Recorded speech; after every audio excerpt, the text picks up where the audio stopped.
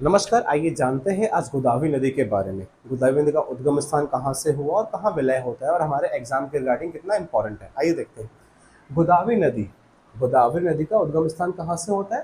त्रंबकेश्वर नदी नासिक और महाराष्ट्र से होता है। नासिक जो है ये महाराष्ट्र में पड़ता है और यहीं पर कुंभ मेला लगता है। क्या लगता है? कुंभ मेला लगता है। तो कुंभ मेला किस नदी पर लगता है?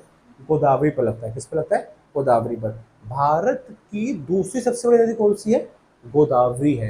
कितने किलोमीटर है? 1465। आइए देखते हैं दक्षिण भारत की गंगा किसे कहा जाता है।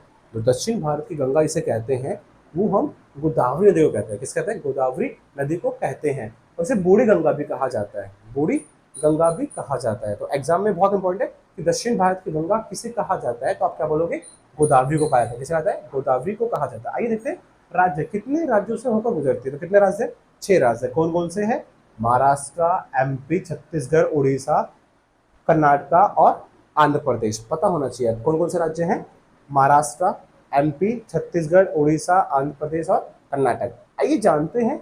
अभी भारत की सबसे बड़ी प्रायद्वीपीय नदी है। क्या है? प्रायद्वीपीय नदी है। भारत की सबसे बड़ी प्रायद्वीपीय नदी कौन सी है?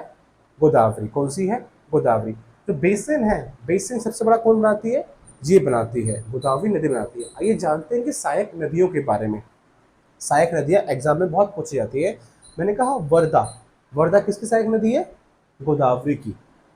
वेन गंगा। क्या है? वेन गंगा। मनेर, मनेर भी इसी की है। सबरी भी इसी की है। सबरी। आइए जानते हैं पूर्णा।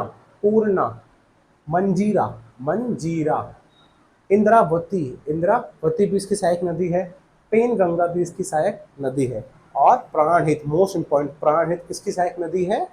गोदावरी की। तो आपके लिए लास्ट देखते हैं विलय कहाँ होता है। इसका विलय होता है बंगाल की खाड़ी में। अगर आपको वीडियो अच्छी लगे लाइक एंड कमेंट्स जरूर करें। Thank you so much.